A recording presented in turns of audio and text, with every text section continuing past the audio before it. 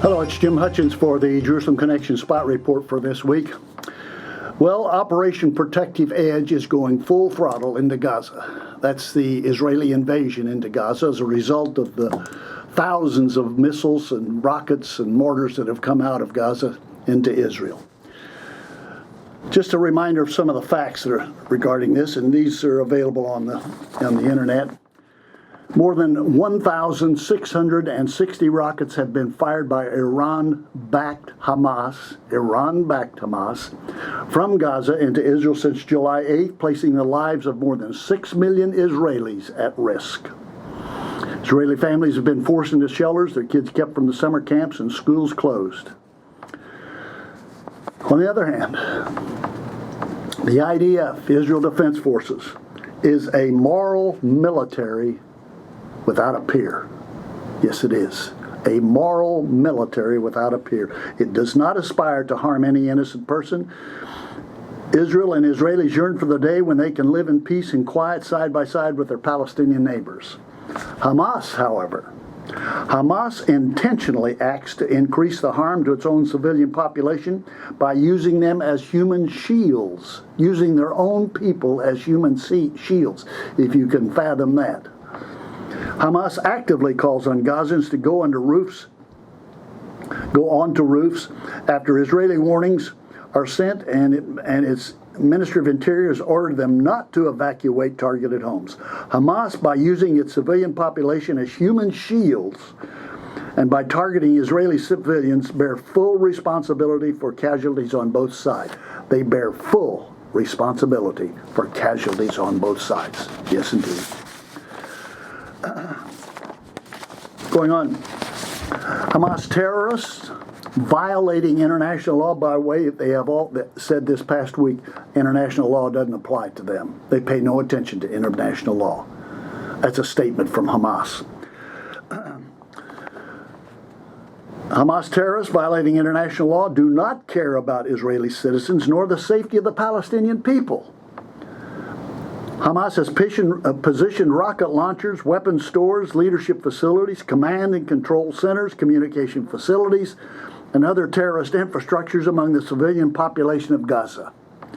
The sites, listen to this, the sites of actual rocket launchers are deliberately located near or under homes, schools, hospitals, and mosques, leaving Palestinian civilians deliberately exposed to grave danger. Since the beginning of Operation Protective Edge, Hamas has fired at least 100 rockets from Gaza that have landed within their own territory. And so it goes. And where it's probably headed is toward a ceasefire. I mentioned this in our Friday e-newsletter this past week, but I want to say it again.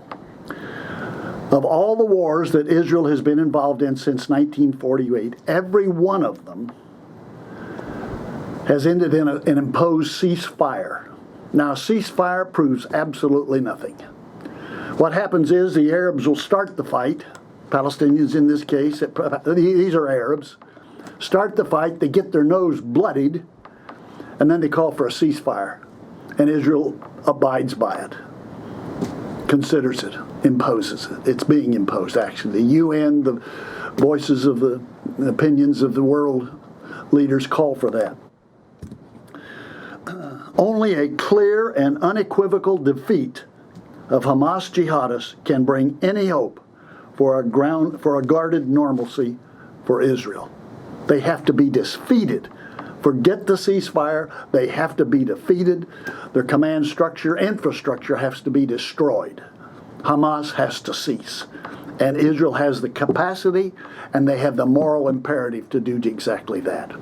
I'm reminded of the passage in Psalm 81, where Yahweh says this: if my people would but listen to me, if my people would but listen to me, if Israel would follow my ways, how quickly would I subdue their enemies and turn my hand against their foes. Those who hate Yahweh would cringe before him, and their punishment would last forever. If you would, but you, the Jew, but you would feed with the finest of wheat, be fed with the finest of wheat, and with honey from the rock, I would satisfy you. That's God's promise. The integrity of God, once again, stands on that promise as much as any of the promises that He's made. What's the condition? If my people would but listen to me. That's the answer. Till next week, Od Ki Yavo Shiloh, or until Messiah comes, Yivareka Yahweh. God bless you.